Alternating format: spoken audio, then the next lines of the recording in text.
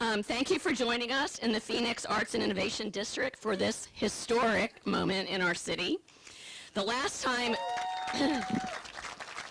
are you gonna clap for every sentence? So the last time we were gathered, the mayor, Nat Ford, and I, for an announcement was last October when we were announcing an MOU between Groundwork Jacksonville, the city, and JTA.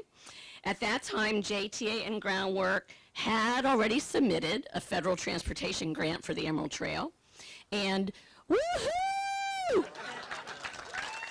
I am so thrilled to welcome you all here today to celebrate a major victory for that partnership and for our entire community. $147 million from the U.S. Department of Transportation Neighborhood Access and Equity Grant. I know. I think we were the sixth highest amount. I don't want to steal Nat's thunder. Local option gas tax dollars will be used to provide the 20% match in the amount of $36.65 million. So thank you, City Council.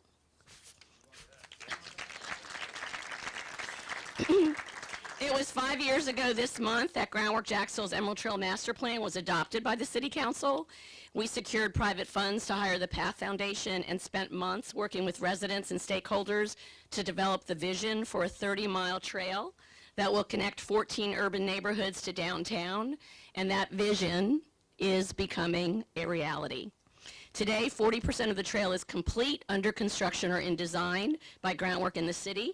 These include the La Villa Link opening this year, hopefully May 6th. We're targeting May 6th. We're doing everything we can. Hogan Street, which is expected to be under construction mid this year.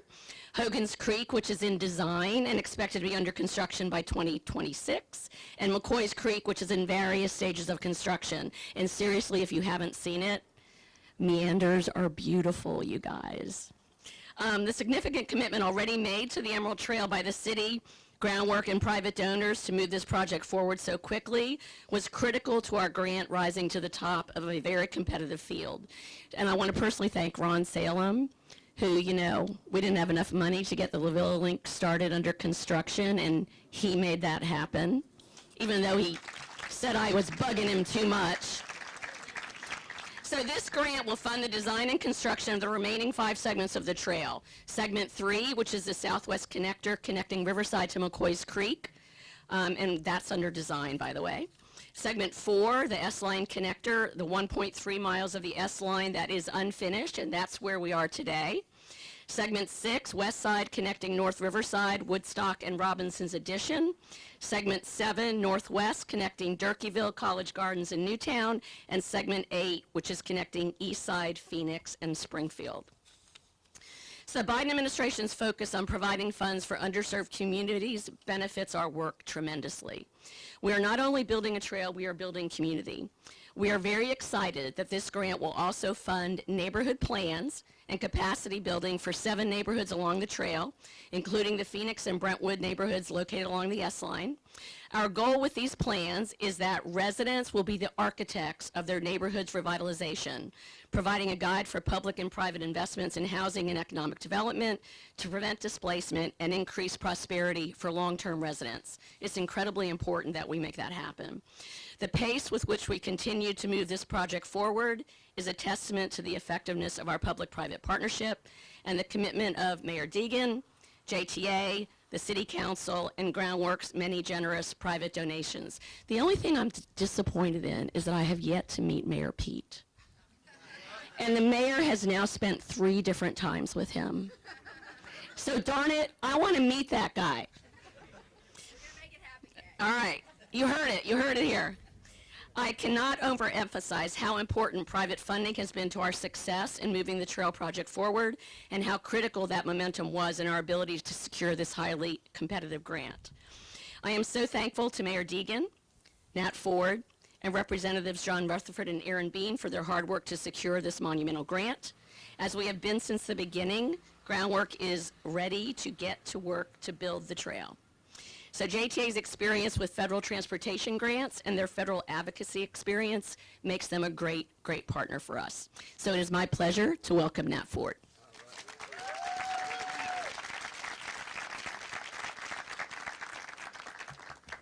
Well, Kay, thank you for that introduction, and good morning, everyone. Good morning. Good morning. All right, let me begin by expressing my heartfelt appreciation to the leaders who have championed this program and this effort for the construction of the Emerald Trail. To the U.S. Department of Transportation, the Federal Transit Administration, they have been instrumental in terms of the JTA's ability to invest in transportation infrastructure throughout Jacksonville, and we need to continue to thank them for their continued support, their trust, and faith in the JTA in this city to deliver. Let me also thank our congressional delegation, Congressman Rutherford and Bean, as well as Senator Scott and Rubio for their support of the Emerald Trail and, frankly, for their ever-present support of the JTA. I'd also like to thank our mayor, Mayor Deegan. She quickly engaged on this effort and this project shortly after taking office last July, and she joined the JTA and Groundwork Jacks in that, I think, historic visit to D.C., where all three entities joined together, traveled to D.C. to advocate for this project and look at the results. Did we win or what? Come on, did we win or what? So thank you, Mayor Deegan. K.E. House and the entire Groundwork Jacks team, without you, this project wouldn't exist. You were the folks who had the vision, the passion around this project. You kept it alive. And then since the passing of the local option gas tax, which originally funded the Emerald Trail, now we have additional funding that will allow us to accelerate the building of these remaining 5 segments. And we, as Kay mentioned, we're under some work right now with segment 3, and we're moving that forward. But these remaining 5 segments will be significantly accelerated because the funding under local option gas tax was over a 30-year period. Now we have all of the funding that would have been slated over that time frame in a much earlier passage of time, and we're able to move forward. Also, speaking of the LOGT program, I'd like to thank the Jacksonville City Council and the former administration for their leadership that really jump-started a great deal of this. Their support in the local option gas tax generated almost $1 billion, nearly $1 billion in funding much-needed drainage repairs, septic tank replacements, road infrastructure projects, as well as upgrades to our transportation needs like the Emerald Trail. So I'm looking back in history as I prepared these remarks. Council President Salem, you were there. Councilwoman Pittman, Carlucci, Councilman Carlucci, thank you for the work. You walked with the JTA hand in hand with the city administration at that time, those long days and nights of public meetings as we advocated with our citizens for this local option gas tax award. This historic grant affirms that the officials at the highest level of government believe in this project. They believe in the city of Jacksonville, its leadership, its future, and our ability to deliver major projects. We've built these relationships over time, staying in constant communication with those decision makers in Washington, D.C. It's critical to have those face-to-face meetings so you breathe life into an application. It's not one-dimensional. It's talking about the people, the culture, the importance of this project. That's what's done when we go to D.C. to meet with these officials who make a determination. And just to give you, Kay touched on some of the facts, but just to give you a perspective, over 686 applications for this pot of funding. $3.1 billion, 686 applications around the country, 132 winners, grant awards out of that program, 132 winners out of the program, and Jacksonville was the 6th highest out of the total pot of funding. That speaks volumes. That speaks volumes to the work that has been done to bring this win home. We have a reputation for completing projects. We have a reputation, and we showed a collaboration between government, the private sector, and the nonprofit part of our community. The JTA is proud to participate and be part of this partnership and about what it means for our communities. The Emerald Trail's impact on Jacksonville will resonate for generations to come. Think about the connections to schools, hospitals, universities, and jobs that this project will build.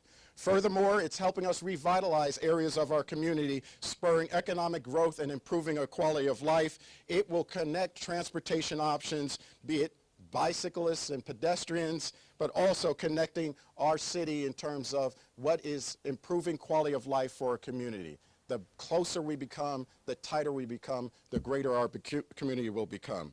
The construction alone on these remaining 5 segments, over 1,500 direct and indirect jobs that will be created. So there's an economic benefit from this project beyond the initial investment. We're excited to be on this shared journey with Groundwork Jacks and the city of Jacksonville. Thank you for that opportunity. Together, we are building the transportation, infrastructure, and quality of life that is deserving of our citizens. So with that, I'd like to just close by welcoming up to the stage, to the podium, our mayor, Mayor Donna Deegan. Welcome.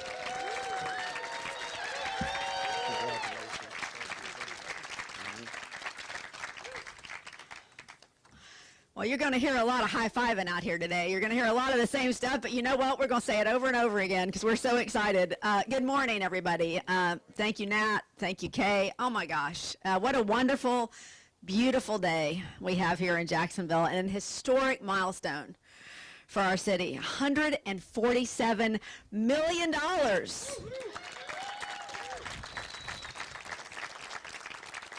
That record-setting amount for the Emerald Trail, record-setting amount, is a testament to the power of collaboration, to the power of being Team Jacksonville.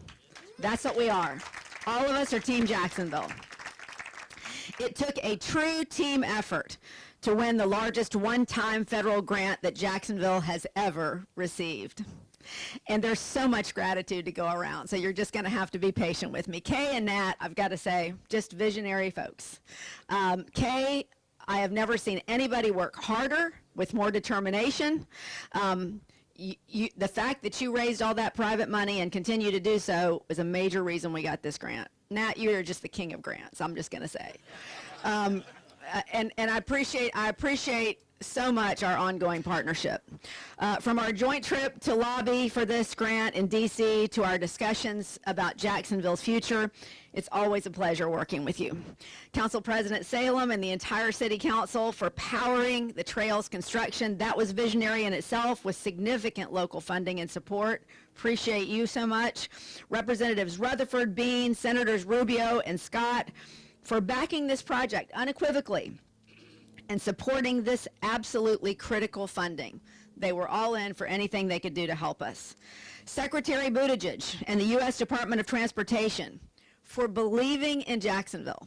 When I met with Secretary Buttigieg, I said, Jacksonville needs to see that you believe in us. We believe in us. You need to see you believe in us. So there's no better way to show that you believe in a city than by all this investment, right? And so I think that was a huge, huge shot in the arm for us, that President Biden, that Secretary Buttigieg, the Department of Transportation believes in Jacksonville. And I want to thank President Biden for empowering cities really like no other president in modern history, and for passing the bipartisan legislation that made this grant possible. There is no understating that, no understating it. I want to thank Mike Langton from Langton Consulting and our, yes, please, yes. And our partners at Becker, who are with us every step of the way when we went to D.C. and have really maintained a huge presence in helping us continue to build these grant applications. Many more coming, y'all. We got a lot more in the pipeline we're hoping to bring home. And all of that really, truly helped to make this win possible and ensuring it's only the start for federal dollars to Jacksonville. The benefits of the Emerald Trail extend to every corner of this community. Every single corner, and they intersect with some of the top priorities of my administration: infrastructure, health, and economic development. Infrastructure isn't just roads and bridges or how we get around. It's also about connecting people and communities. It's one of the biggest goals of this grant, reconnecting neighborhoods that were cut off by transportation infrastructure decisions implemented decades ago. Schools, jobs, medical offices, places of worship, they'll soon be more accessible for those neighborhoods that have been left behind. It's one of the ways we are making good on the broken promises of consolidation. Additionally, the Emerald Trail combined with the Riverfront Park system make up an unprecedented investment in climate mitigation and infrastructure. From restoring McCoy's Creek to trail segments that run along the north bank and south bank of the St. Johns River, we are taking this opportunity to address climate risks and to become a more resilient city that'll be a much better city for our children and our grandchildren. As a runner and longtime healthcare advocate, I'm excited about the Emerald Trail's many health benefits too. I imagine the impact when thousands of our citizens are moving their bodies each and every day, whether it's walking, running, biking, rollerblading, skateboarding. Exercise is a big part of living a healthier lifestyle. So let's get folks moving with this. It's going to be fantastic, and it will be safer for pedestrians too. We must close the chapter on being a top 10 city for pedestrian fatalities year after year, and this will go a long way toward that. The Emerald Trail will also bring endless economic development opportunities. New destinations like the one we're at today will be along the trail route. Small business owners will open coffee shops, restaurants, bike stores, and more. Affordable housing will be built nearby. Those investments will build up surrounding neighborhoods in ways that help them grow while preserving their character and their history. I will say that is one thing I've been so impressed with Kay and her team. Her wonderful team at Groundwork. They have made sure that neighborhood voices have always and will continue to have a seat at the table. So thank you, Kay, such an important part. All in all, the Emerald Trail is going to connect our urban core neighborhoods, increase our green space, and literally transform this city. I am very much looking forward to more of the trail being completed and seeing how it will change Jacksonville in so many positive ways. And now I would like to welcome my partner, Council President Salem, up. I know he shares my passion for the Emerald Trail. Thank you, Ron.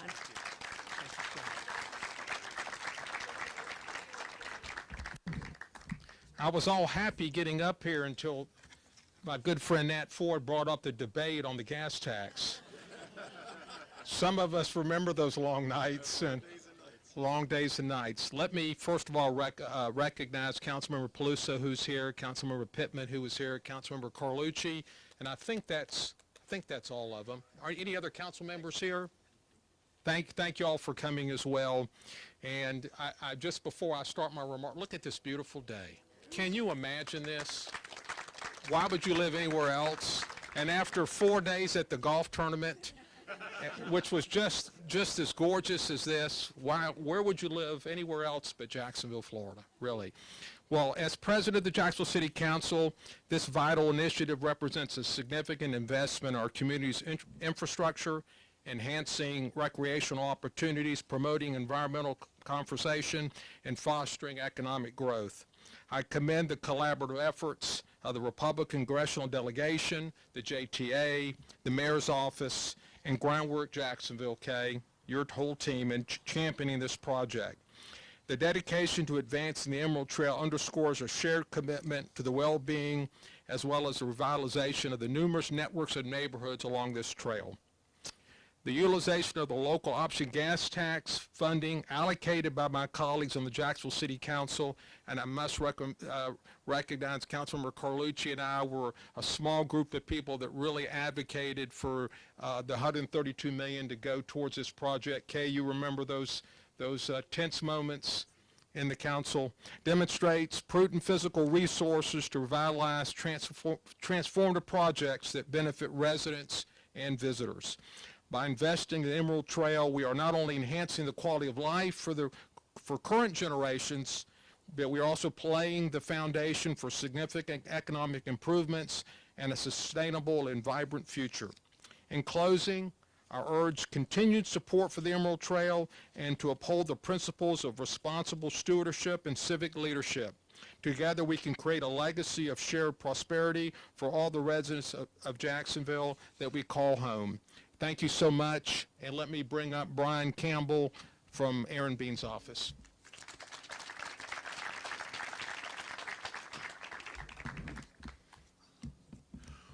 Good morning. Today marks an extraordinary moment for Jacksonville, a moment that embodies the power of collaboration and shared vision. I bring this message from Congressman Bean, who's in Washington today, and like many of us here today, we were around a decade ago when Groundwork was formed, and this idea for bringing a series of trails, greenways, and waterways back to life in Jacksonville was conceived. Countless hours of planning, negotiations, and thinking outside of the box have led us to today's incredible celebration. More than $147 million in funding from the U.S. Department of Transportation to fund the Emerald Trail Project represents a pivotal step towards revitalizing the downtown and historic neighborhoods. Building the Emerald Trail, as you've heard, isn't just about building infrastructure, it's about fostering community. It's about fostering connectivity, it's about promoting tourism and creating opportunities for our community. This project has been a labor of love made possible through the tireless efforts of the City of Jacksonville, the JTA, and of course Groundwork Jacksonville, along with many others represented here today. The funding wouldn't be possible without advocacy and support from City Hall to Washington, D.C., from Congressman Aaron Bean, who sits on the House Transportation Infrastructure Committee, Congressman Rutherford, Senator Rubio, and Scott, as you've heard, but also Mayor Deegan, who has been to Washington, as you've heard, multiple times fighting for this funding. And I'm going to go off my script here to just say, this isn't the only thing that the mayor has been up in D.C. fighting for funding. She gave you a little note that there's more to come that she's been fighting for, and I feel pretty confident that your work is going to pay off, Mayor.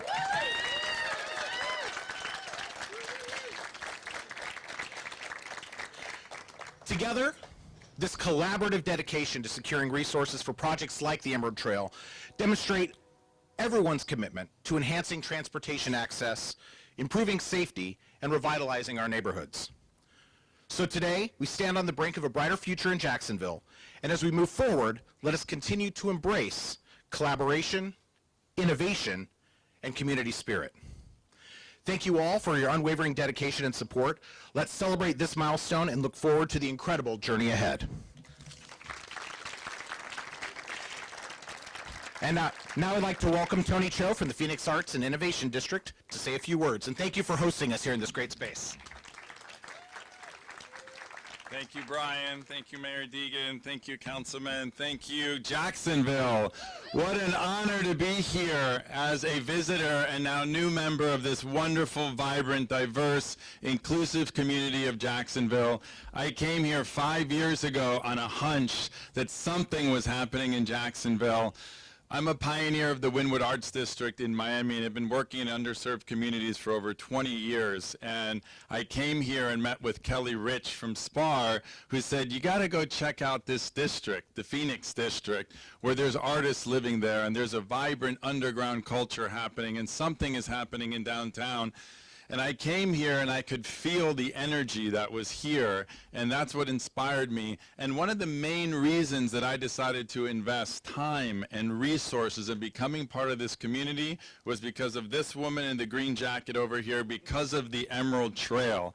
And it's just, I believe in synchronicities, but when I was giving my first talk on the future of cities, which is my company that aims to impact the lives of 1 billion people through regenerative placemaking, what I talked about was the Emerald City from the Wizard of Oz. And the building behind you, which we just broke ground on, which will be our small business incubator, is called the Emerald Station. So you guys are in a historic, symbolic moment of Phoenix, which is rising from the ashes thanks to all of the collaborators who came here to bring this together. So there's too many people to thank, but I am so grateful that I've been welcomed to this beautiful community of Jacksonville and can be part of Springfield and the revival. And this is becoming a global demonstration project. You're sitting on 8.5 acres, 250,000 feet of existing buildings. The Phoenix behind you, which will be one of the most symbolic, which will be brought back to its original glory. This will be a pedestrian area. This actually was the original place for the Emerald Trail.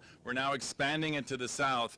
Half of this district will be green space, will be edible landscape. It'll turn a food desert into a food forest, and we're working with the state to get additional funding to make that happen. We will be a demonstration of equity, inclusion, and collaboration in public-private partnership. And I just want to say thank you to the mayor, thank you to the city council, thank you to SPAR, thank you for all of the nonprofits and all the people who have supported us in making us feel welcome, to all of our artists who have been living here in this project, working with us, all the beautiful murals that have happened, and most importantly, to our team, Tanya and Emily Moody. I think you guys, is Tanya around? Terry Hardiman.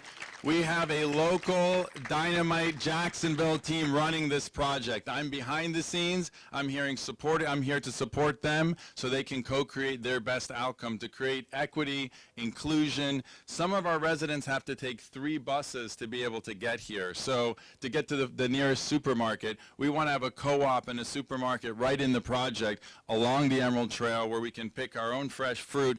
The Naked Kitchen, which is our first food and beverage tenant, is a Springfield local superstar chef couple that are opening in this corner. In 1 year, you'll have food and beverage and restaurants happening here. We're doing events for the community all the time on our own dime, and we're so grateful that this project can be at the forefront of what we're doing in Jacksonville. So thank you so much. We're going to have a reception that Naked Kitchen, which is literally some of the best food in Jacksonville, is going to be catering. So we would love you guys to attend if you want to afterwards to learn more about the project. And that's at 2320 North Liberty.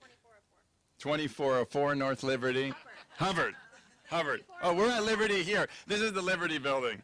2404 Hubbard. So thank you guys so much. It's such an honor and a privilege to be part of this incredible rising of the Phoenix. Jacksonville symbolically can be the greatest city for small businesses in America. We will not be allowing national fast food chains in our project. This is going to be only local, independent, small businesses and can only do it with your help. So thank you very much. It's a privilege.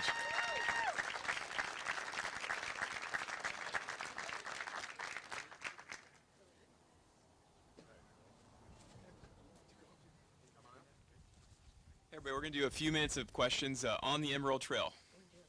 Yeah, let's do that. So Nat and I feel bad, so we got to make some corrections or additions. So I would be remiss if I didn't thank my board of directors, who seriously is so incredibly supportive of moi and our project, and also my staff. My staff is so fabulous because they totally buy into this vision that we're all trying to create. And we've expanded the staff, which means we now need more operational funding, by the way. This grant does not pay all of our stuff, ladies and gentlemen. But anyway, thank you to my staff, seriously, and thank you to the board of directors. All right.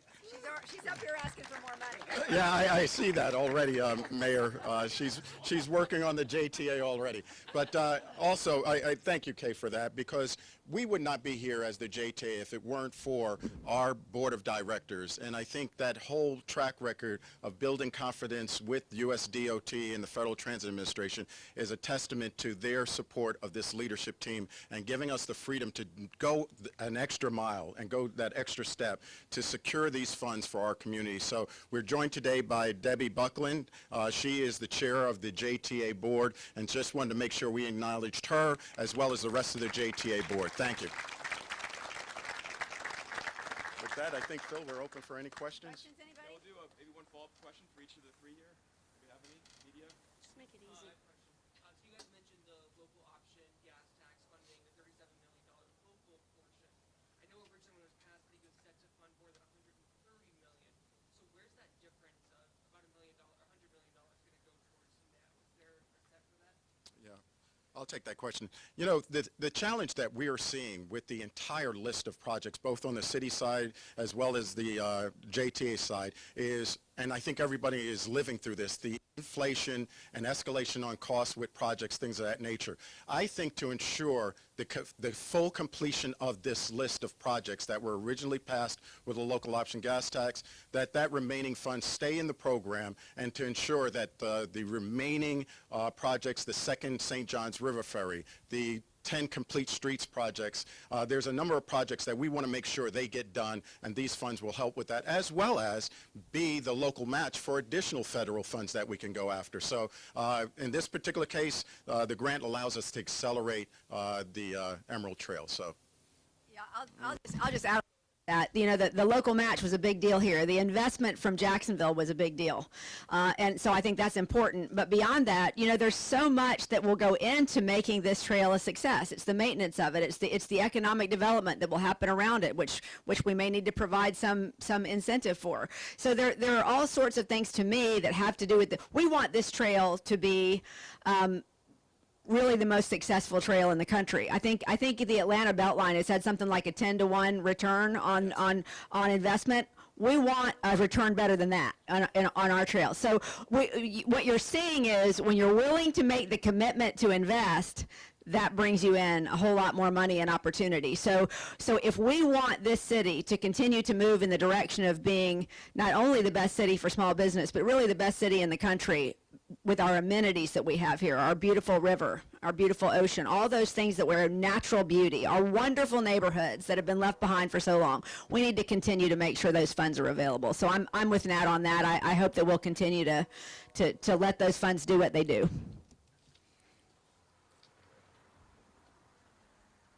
So 3 years ago yesterday, the late Tommy Missouri asked, Oh, you're going to do that to me today? Okay, no, it's okay.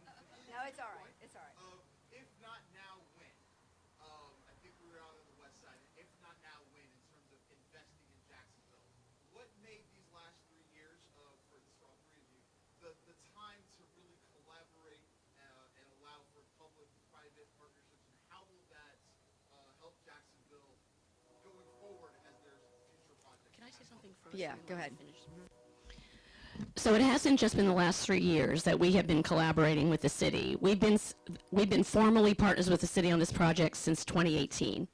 So remember, it was Lenny Curry's administration that took us on as a partner. It was the previous council that supported this. Mayor Deegan, before she was mayor, supported us. And so to have her be mayor now is incredible. But I just wanted to say that before she answers. Yeah, I just want to say that collaboration is always the way. I mean, how long have you heard me preaching that, right? So this is not something new. The only way we are ever going to be successful as a city is if we collaborate with each other and we work as a team. So I think this was a natural because we all are so passionate about these issues and the issues that help Jacksonville. But when you have a mayor and a private entity and a council and and legislators on the federal level that all recognize what this does to lift our city together, put politics aside and you can say, let's do everything we can do to lift our city. It's all about being Team Jacksonville, like I said. How does that help Jacksonville going forward, the lessons from this collaboration? Well, I mean, how does it not? I mean, you get the largest grant in the city's history. Hopefully that is going to be muscle memory for us going forward on how to do things the right way. Can I say something? You know, I referenced those gas tax debates a few years ago, and getting the $132 million that the city council carved out for the Emerald Trail was quite a lot of work. And as I mentioned, Councilman Carlucci was there, I was there, Councilman Pittman was there, and we worked very hard to do that. It was very important to us to carve those dollars out for the Emerald Trail. At that point, it was more of an idea. It wasn't where it is today, but we saw the foresight to do that. One more question. Yeah, I'd like to ask a little bit about the point of restoring food deserts. I know Michelle mentioned here it's one area that we'd like to convert into food forest. Are there any other neighborhoods that y'all are looking at that you feel is a good spot to try and bring more stores, more businesses to kind of restore more food availability in other food deserts? So one of our goals is to have urban farms along the trail, and what we're doing now is kind of looking for that land. There is a property owner on this side of town that was open to leasing to an urban farm or an acre to do that. So that's one of our visions, right, is how do we bring that kind of not like fresh local food to people, but that won't be something Groundworks doing. That will be in partnership with others. And so part of the neighborhood planning effort will touch on that, right? It's what do the neighborhoods want for what do they see for their future and their vision, and incorporating those into that planning effort, and then making sure the city, developers, everybody and their brother is committed to intentionally making those plans become a reality.